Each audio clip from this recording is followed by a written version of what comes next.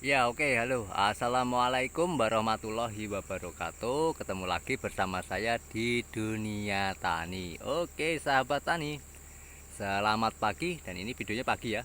Aku bikin pagi. Selamat beraktivitas ya. Semoga semangat bagi petani sawit. Di video kali ini apa yang saya akan bahas? Jadi tidak ada yang dibahas, tapi banyak kontroversi. Nah, kontroversi apa ini? Video-video saya ini banyak yang bilang ngawur, yang bilang ini.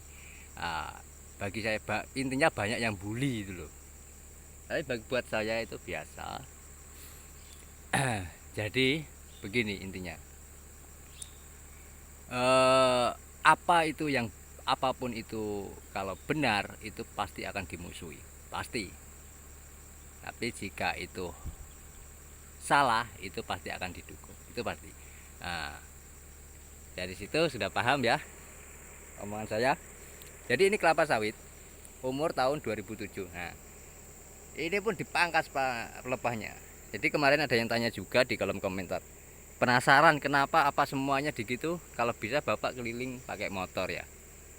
Jadi ini semua nah, saya zoom. Nah itu habis, pelepahnya habis. Dan ini masih muda pun dibuang.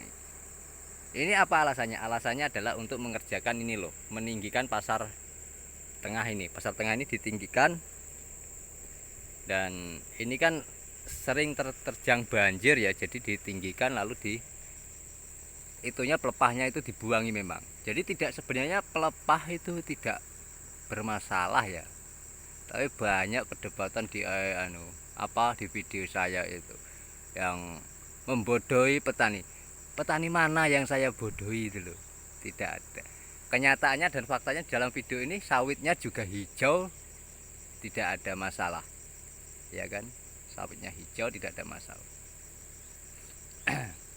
Di itu. Dan setelah saya cek ternyata apa? Akunnya dia yang berkomentar itu akun palsu. Kenapa akun palsu? Ya akun palsu bisa. Jadi saya telusuri, saya cek, oh ternyata akunnya palsu. Entah itu ya wajar ya, wajar. Hater itu wajar di dunia nyata maupun dunia maya, itu wajar ada haternya. Bahkan hater itu dipelihara. Betul? Betul. Jadi begitu. uh, itu adalah sebuah tantangan.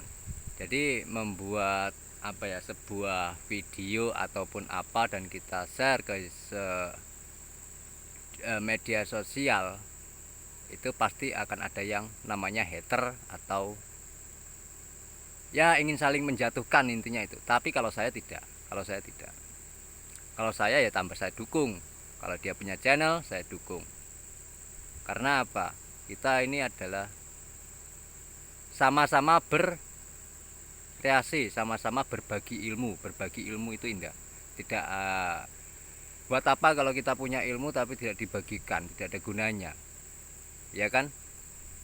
Nah, itu. Jadi berbagi ilmu itu indah dan itu sebuah kesenangan tersendiri bagi seseorang. Tapi jika dia terlahirnya dari apa namanya, orang yang istilah licik, itu pasti ya dapat ilmu ya disimpan sendiri. Itu pasti itu. Oke, ini tahun 2007 sawitnya. Kita kembali ke pokok. Nah, terus ada pertanyaan lagi, Pak, gulma apa yang apa perlu pengendalian gulma? Jadi pengendalian gulma itu perlu, sangat perlu. Cuman kita harus waspadai gulma apa saja. Jadi gulma yang kayak gini loh. Yang kayak gini ini jangan sampai dibunuh. Dulu ini banyak, di sini banyak gulmanya kayak gitu. Cuma karena lagi darurat, dari darurat kebanjiran atau apapun, jadi kita tidak bisa dipanen, kita harus tinggikan. Dan ini kita timbun nanti tumbuh lagi, ini akan tumbuh lagi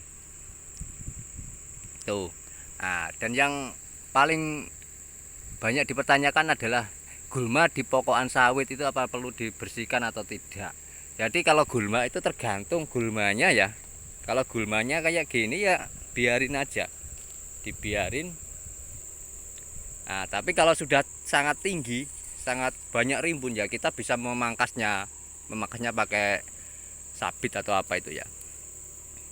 Tapi kalau gulma yang eh, sifatnya membunuh sawit, itu ya harus dimusnahkan. Itu loh. Ya, ini sawit, mantap buahnya. Coba kita akan jalan ke sana ya. Jadi apa sama akan dibuangin yang pelepah muda-muda? Oke, kita perlihatkan. Nah, ini cara orang Indonesia ya gini. Tuh, itu dibuang. Nah, di sana dibuang juga. Jadi semuanya dibuangin, tidak ada yang tidak. Tapi juga tidak berpengaruh ke kelapa sawit. Karena kelapa sawit ini apa ya? Sistemnya itu tidak mudah mati gitu loh. Intinya itu jika kita menyimpan namanya pelepah itu bukan karena panennya harus tidak turun buah, turun pelepah, itu tidak, tapi apa, untuk menjaga jumlah kelapa sawitnya, daunnya itu loh, pelepahnya itu. Kalau pelepahnya kurang ya kita simpan, tapi kalau pelepahnya sudah berlebih banyak ya kita turunkan. Nah, terus kalau panen Pak, apa turun buah ya tetap turun buah, turun pelepah. Tuh. Jadi di situ banyak perdebatannya yang ini, ini antara CPO ini apa. Kalau CPO itu kan tergantung ya. Tergantung apa, Pak? Ya tergantung kualitas buah. Kalau buahnya bagus, bibitnya unggul ya pasti banyak, pasti bagus. Dengan sistem apa, Pak? Sistemnya ya itu perawatan. Dengan pupuk terjamin, pasti buah akan terjamin juga. Kalau di sini memang rata-rata buahnya itu sebesarnya begini, tidak ada yang kurang, tidak ada yang lebih, rata-rata segitu. Dan buahnya itu selalu muter, sama saja, tidak ada yang diperdebatkan antara itu. Banyak polemik di kelapa sawit. Intinya semuanya petani sawit itu semuanya cerdas semua, tidak ada yang tidak cerdas.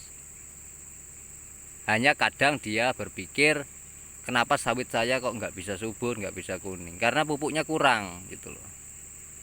Pupuknya kurang.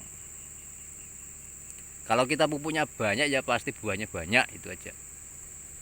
Oke, semoga ini bermanfaat ya. Di video ini obrolan santai, tidak ada yang diobrolkan tentang pembahasan kelapa sawit lagi, cuman itu aja sedikit penjelasan, dan serangan yang saya dapat ya banyak.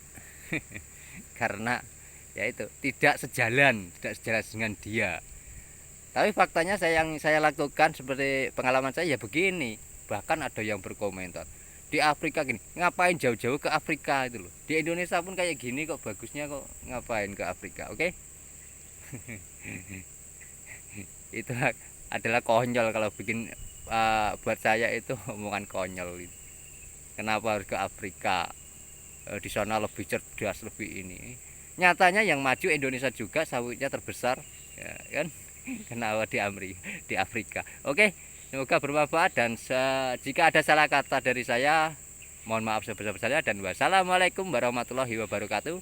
Sampai ketemu di video selanjutnya. Salam bagi petani sawit, salam sejahtera, sukses selalu petani Indonesia.